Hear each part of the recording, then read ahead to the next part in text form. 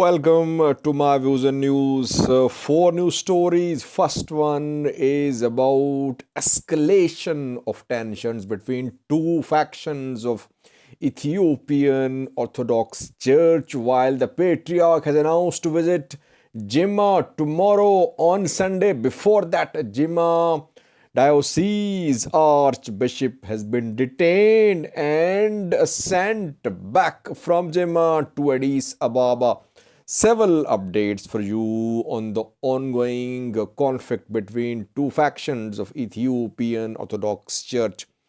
Secondly, Mekelle, where on Sunday a demonstration could be held. I think 3 days ago I reported that pamphlets were distributed in Mekelle for protests planned on Sunday. Before that, reportedly, efforts are underway to stop this demonstration due to be held in coming hours. And thirdly, PM Abiy was again seen with military commanders today when he witnessed military training and military drills involving Ethiopian forces. And fourthly, Wolaita zones political parties except Prosperity Party have rejected a referendum which is going to be held in Wolaita as voter registration is underway in SNNPR.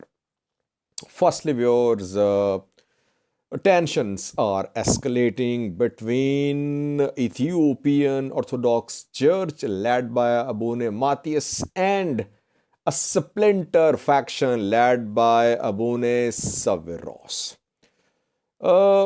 Firstly, Orthodox Church today announced that the Patriarch would visit Jimma, and he is due to visit Jimma to inaugurate a church. St. Mary Cathedral Church is due to be inaugurated by the Patriarch there. Before that, what happened? Well, the church, Orthodox Church Archbishop appointed to Jimma has been detained. His name is Abune Estefanos. You can see his picture on your screen.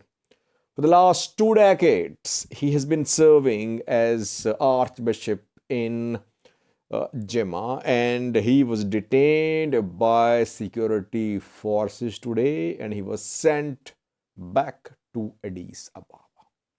Why was he detained? Obviously, he was detained to stop Abune Matthias, the Patriarch, from visiting Jimma. Will now the Patriarch visit Jimma on Sunday? If he visited Jimma, would there be peace or confrontation? Abune Matthias could be accompanied by other archbishops too, whose titles have been revoked by Abune Saviros faction. Abune Ibrahim, Abune Petros, and others' titles have been revoked by Abune Saviros-led faction, and the Patriarch and Holy Synod, they have revoked the titles of Abune Saviros and other bishops, archbishops of the splinter faction. So tensions are arising. Abune Matthias' side is showing pictures that in Jimma people are gearing up to welcome the Patriarch. But the arrest of Abune Estefanos clearly indicates that maybe Abune Matthias will not be allowed to visit Jimma tomorrow. So Sunday is very crucial. Secondly, you know that one of the 26 monks appointed by the 3 archbishops, dissidents, apologized. He appeared in front of the Holy Synod. He read his apology. His name is Abba Sigazia Adugna. Where is he? Detained. Reportedly, Sigazia Adugna has been detained. His whereabouts are unknown. Most sources say that he is somewhere in Oromia, but he has been detained. Ethiopian Orthodox Church is unable to communicate with this bishop. You can see the level of tension between the two sides now. That one priest who apologized has been arrested in Oromia region. Abune Matthias's visit to Oromia is being resisted. Regional government, regional forces, I think they'll try to stop this visit. They'll say that there could be law and order situation. That is why the visit should be cancelled. But so far, the church has not cancelled Abune Matthias's visit. Thirdly, the splinter group archbishops arrived in Wolaita today. Warmly welcomed there. Hundreds welcomed Abune Saviros and two others. They were welcomed in East Wolaita in Kamte. They accompanied Abune Gabriel, who has been appointed as Archbishop for West Wolaita Gimbi. And Abune Gabriel later travelled from East Wolaita to West Wolaita. He arrived in Gimbi. So this splinter group of the Orthodox Church definitely has following and acceptance in the Oromia region of Ethiopia. It was being said that the archbishops would not be able to have following in Rome. People are following them. It means that the church has split. Clearly visible that majority of, we can say that splinter group is being accepted in the Oromia region of Ethiopia. Because if people start opposing them, we could see state action against those people. So state is behind. It seems regional government is behind this splinter faction of Orthodox Church. Tensions rising, no signs of de-escalation.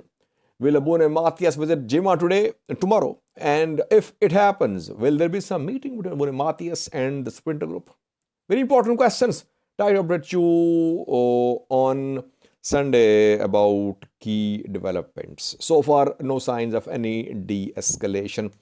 Watch a video showing how the splinter group is being received in Oromia. The three archbishops, along with other bishops, traveled to Wolaita today. The video shows their travel.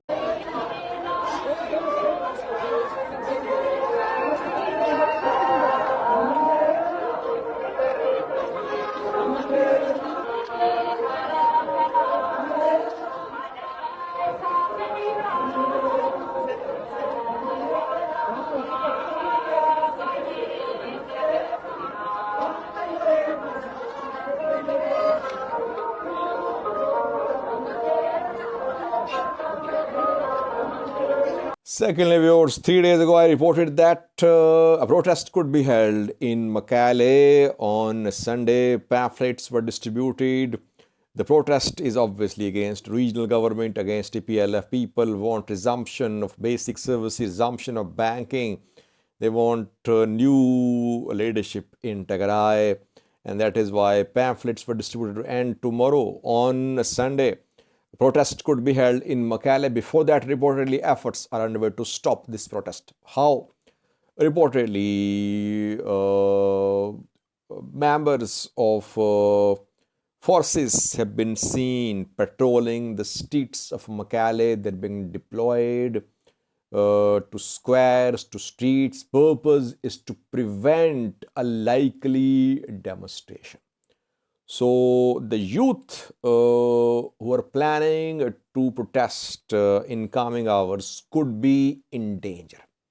We'll update you tomorrow on Sunday about this demonstration. Will youth be allowed to protest in Mekelle on Sunday? Because if you remember, 2 days ago, Sadkan said that it was time to build a civilized political system in Tigray. Now, it's the test of regional government, test of TPLF. Does it accept dissent or not? Does it allow dissent or not? Will it allow this unnamed group to protest in Mekelle on Sunday? Update you tomorrow, viewers. Thirdly, PM Abiy was again seen with military today. 2 days ago, he was seen at Awash Arba visiting a training center, military training center there. Rana Jula was there too, and again he was seen there, and he witnessed military training and military exercises being conducted by Ethiopian forces. He said that Ethiopia had built a modern army which was in a position to stop, to prevent wars. Watch a clip from today's visit of PM Abiy of Awash Arba. ዛሬ ባየሁት ነገርና እናንተንም ለማየት በመቻሌ በጣም ደስ ብሎኛል። ታስታውሳላችሁ የዛሬ 4 ዓመት ገደማ ፎርስ ጄኔሬሽን ዎርፌር ምን መልክ እንዳለው በቲዮሪ ተነጋግረን ነበር።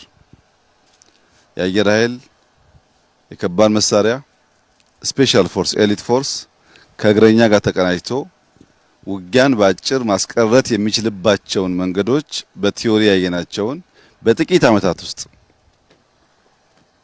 በአይኔ ለማየት ስላስቻላችሁኝ እጅግ ከፍተኛ ኩራትና ክብር የተሰማኝ መሆኑን በድጋሚ ልገልጽላችሁ ፈልጋለሁ። ዛሬ ያየነው ከአየር ኃይል አንፃር Lastly was Wolaita zone of the SNNPR. Wolaitas, Gurages have been struggling for separate regional states for years, but Ethiopian government is against creation of new regional states along ethnic lines. A new regional state could be established in SNNPR. That is why a referendum is going to be held. Voter registration is ongoing, but Wolaita and Gurages are resisting the referendum. They want creation of separate Wolaita and Gurage regional states. Today, Wolaita political parties, except Prosperity Party, held a meeting. They issued a joint statement. They are opposing the referendum going to be held in coming weeks in SNNPR. If referendum is held, Gurage, Wolaita, they'll be part of a regional state, separate one from SNNPR, but they will not be separate and independent on their own. So, some special Waradas and these zones, Wolaita, Gurage, they are being made into one regional state.